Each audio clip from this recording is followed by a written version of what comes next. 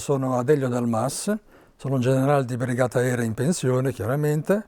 Sono nato a Savona il 9 settembre del 1942 e ho frequentato l'Accademia Aeronautica nel 1961 e sono entrato con il corso Zodiaco II.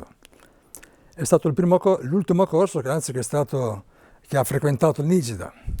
Dopodiché, da ottobre a dicembre a Nigida, poi ci siamo trasferiti alla nuova Accademia a Pozzuoli, in cima in alto. Prima di entrare in Accademia, io abitavo a Savona e mi facevo col mio Vespone 150, facevo i miei 40 km e andavo a Villanova d'Albenga. A Albenga c'è l'aeroporto di Albenga dove c'è anche la Piaggio, e lì ho conseguito il brevetto civile di primo grado, proprio poco prima di entrare in Accademia. A questo mi ricordo sempre, l'istruttore, signor Coscia, che veniva da Genova, quelle cose che restano, no, nella mente. E questo è tutto il mito. Durante il corso accademico eravamo tanti, eravamo 120. Sì. Poi è stato il primo corso dell'Accademia a cui si sono uniti gli ingegneri, che prima erano solo piloti e poi andavano in servizi. Ingegneri, prima volta ingegneri, e quindi il nostro numero è aumentato. Soltanto che noi abbiamo molto familiarizzato con i piloti e un pochino meno di ingegneri, perché loro andavano a fare, noi le lezioni nostre, venivano i professori da Napoli, dall'Università di Napoli, ce la facevano in accademia. Loro no, loro andavano a Napoli, per cui li vedevamo poco, però è stata... Adesso poi dopo, chiaramente tutti quanti, siamo tutti in pensione, tutti quanti, quindi pian piano ci vediamo, ci salutiamo chiaramente. E noi si andava a volare a Pomigliano d'Arco. Adesso, attualmente, non so se c'è ancora, c'è la fabbrica dell'Alfa Romeo, prima c'era un piccolo aeroporto e si volava col Texan T6, bellissima macchina, 600 cavalli. Mi ha fatto tutta la parte del volo a vista, è una macchina superba, anche se eravamo giovanissimi, però si rendeva conto che è una macchina ben salda. È interessantissimo il rullaggio, il decollo di questa macchina, che il rullaggio siccome è molto basso, cioè la coda è molto bassa, e non è che per poter rullare devi fare i zig-zag, se fai così, appunto puoi vedere la pista davanti, poi una volta allineati con la pista, tutto motore, poi appena si prendeva col timone si riusciva Con l'MB questo il problema non esisteva, dritto come un fuso, eccetera. Molto più facile da questo punto di vista, sì. E anche l'acrobazia con l'MB è molto più facile, col T6 anche là allora se ne è fatta poco perché avevamo appena... Però quelle poche cose che ci faceva fare l'istruttore, con l'istruttore a bordo, si capiva che già non era così tanto semplice, bisognava avere la mano, insomma. Mentre invece con l'MB, anche lì, l'MB chiaramente, tutte le macchine bisogna essere addestrate, però sembrava più semplice. Però lì le prestazioni erano diverse, chiaramente. È interessante, il Col T6 è interessante, mi ricordo quando ho fatto il decollo da solista, chiaramente poi le missioni da solista. Era una certa apprensione, perché allora, le prime ore di volo, non è che è una cosa... E avere sotto il sedere una macchina del genere, insomma, dava un certo non so che, una cosa interessante, sì, appunto. È terminato il terzo anno d'Accademia, il quarto anno siamo andati, poi tutto il corso si è trasferito a Lecce, alla scuola di Galatina. È stato il primo corso d'Accademia Aeronautica che ha volato sull'MB 326. Lì si è cominciato l'attività di volo, continuati una vera intensa attività di volo, il programma di volo previsto, e per quanto riguarda questa intervista, io ero arrivato già alla 142esima missione, praticamente il corso, se non sbaglio, si articolava fino a 170 missioni, 140 missioni, ed era previsto un volo in formazione, con 3 velivoli. Siamo partiti da Lecce, a un certo punto abbiamo fatto il ricongiungimento, io ero in ala sinistra, il mio collega in ala destra, il capo pattuglia ha cominciato a farci fare con le virate a sinistra e a destra, prima lentamente, poi più accentuate e così via. A un certo punto ha deciso di fare una trasformazione a sinistra e poterci mettere a bastone, probabilmente in fila indiana, per fare altre manovre. E proprio durante questa trasformazione, a un certo punto io ho sentito un colpo sordo in coda e subito dopo il mio velivolo si è impennato.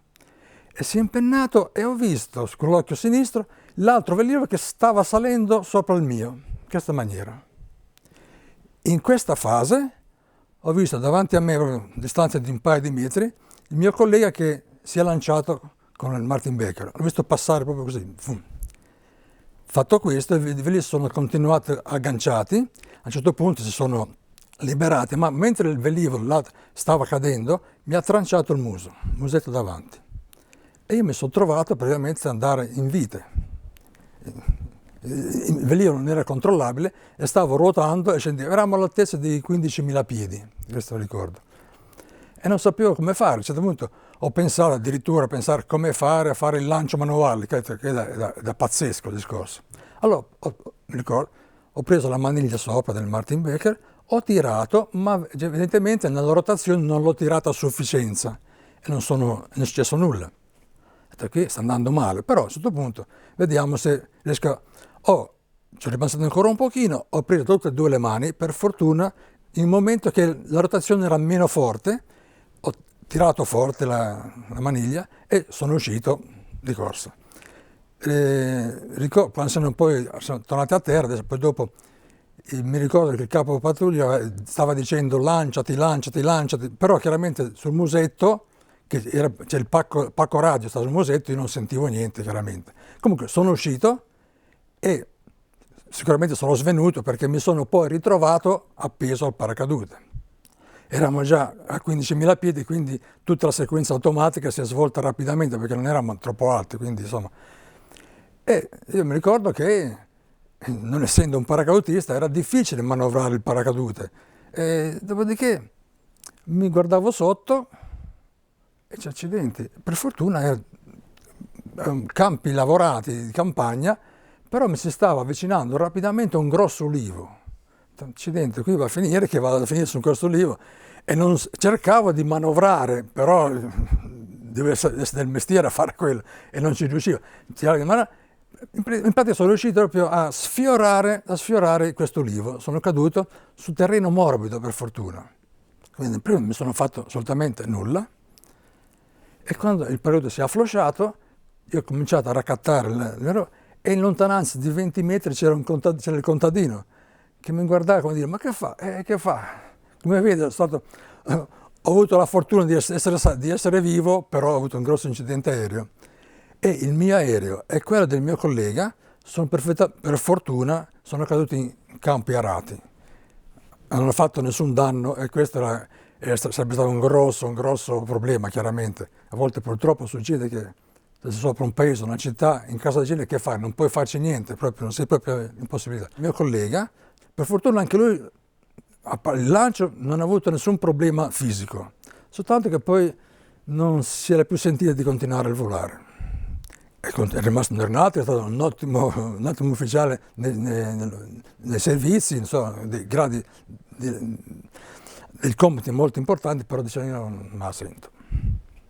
Questo purtroppo. Eravamo ragazzini, eravamo 25 anni, 24 anni, quindi non è che... è questo. E lì ho raccontato il mio paracadute e poi vicino c'era una stradina e fortuna ha voluto che passava una 500 nera, mi ricordo sempre, 500 nera, era un vigile urbano che doveva andare non so dove, da qualche parte. E io gli ho detto scusi, mi fa la cortesia, mi può portare in aeroporto? Perché praticamente ci siamo lanciati, ma non era molto lontano, è stato una decina di chilometri dall'aeroporto. E lui, per carità, ho messo tutto quanto sopra, siamo andati nella base, in aeroporto, e subito mi hanno sottoposto a una visita medica e per fortuna io non ho subito nessun trauma particolare. Mi ricordo che avevo tutta la parte qui sinistra del collo tutta nera, qui si vede lo striscio delle funi del paracadute, ma l'unico problema è che mi hanno dato un mese di riposo, che per circa quasi un mese non riuscivo, ma con tanto dolore, a scendere le scale, appoggiare il tallone, che tutta la colonna vertebrale, sono stato maledettamente fortunato di avere la colonna vertebrale perfettamente in linea, però e infatti le due vertebre sono ancora adesso un po' schiacciate in fondo. Se non sbaglio i giri subiti sono dai 15 ai 17, un affare del genere, quindi è una cosa enorme, insomma, non c'erano ancora i pacchi razzi come sono qui, era proprio un colpo di cannone e vai, insomma. con l'MB 326, una macchina bellissima, caspita, ha voglia. E sapere meglio di me, ne hanno venduto migliaia e migliaia in tutto il mondo, insomma. Mi ci trovavo molto bene, soltanto che dobbiamo dire che eravamo giovani, inesperti e chiaramente, probabilmente anch'io ho sbagliato qualcosa, l'altro ha sbagliato qualcosa, ho messo insieme due errori e è successo quello, insomma. Quindi, purtroppo, e devo dire veramente che entrambi siamo stati molto fortunati, perché a questo punto, sai, non è che in quelle condizioni, ma nessuno di quegli altri che sono lanciati l'unica cosa che potevano fare è cercare di limitare i danni e lanciarsi il prima possibile, perché altrimenti non avrebbero. Ho visto anche quell'intervista che ha fatto al generale Arpino, che è stato il mio comandante a Pisa, tra parentesi, e che appunto si è trovato molto, molto peggio del sottoscritto. È riuscito per fortuna finale a iettarsi, altrimenti non ci sarebbe riuscito. È una cosa. E purtroppo devo dire che tanti piloti, non troppo per fortuna, alcuni piloti non sono riusciti in questo intento, per varie ragioni, insomma. Quindi mi ritengo uno dei fortunati, sì, sì. E dopodiché sono rientrato chiaramente in aeroporto, cioè, ho ripreso a volare, ho fatto le ultime missioni previste, 170 missioni, dopodiché sono stato assegnato al reparto. E lì è stato, mi ricordo, è stata una grossa delusione mia, perché il mio sogno era quello di andare, pensi a Villafranca, dove c'erano gli RF-84F, a me piaceva molto la fotografia, insomma ero invasato per quello. E siccome il mio corso ormai è andato tutto via, perché non potevo aspettare, è stato assegnato ai vari reparti, e il reparto che era rimasto libero era il 46esimo brigata.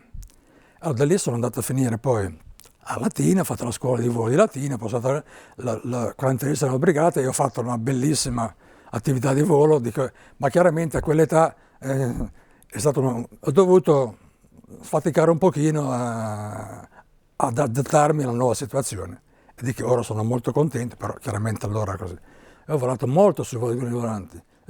A parte lì poi ho fatto l'istruttore, ho fatto anche il codatore di specialità, quando si cambiava un motore bisognava montare.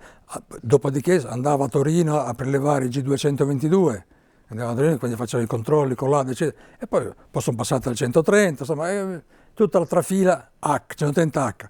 Quando ho fatto l'ultimo raduno del 2000, non mi ricordo più, del secondo gruppo, mi hanno invitato, sono andato a vedere, e lì avevano già il G230J, il 130J. E dicevo, dai, fammi vedere un po'. Mamma mia, sono andato in cabina, chi si mette male? È tutta un'altra cosa proprio.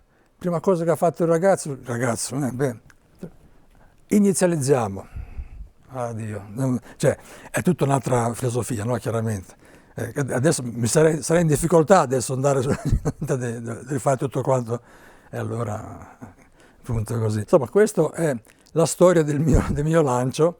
Una cosa interessante, quando la Martin Baker, loro tengono il conteggio, è stato salvato il 2000esimo pilota, non solo in Italia, chiaramente in tutta Europa dove vendono i seggiolini, ha fatto una grande serata, un grande ricevimento all'Hilton di Londra.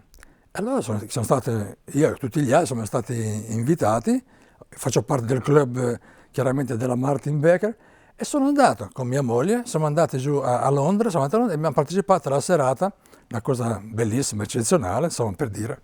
E ho la mia cravattina, mi diverto ogni tanto a metterla così. E sai cosa è interessante? Quando poi ero in legge lì, nei rottami che poi hanno chiaramente arrivati a casa, sono riuscito a trovare la targhetta del Martin Baker. Ce l'ho qui giù in cantina, la targhetta del Martin Baker. È una maniglia del paracadutino, del periodo di emergenza. E questo tutto quanto.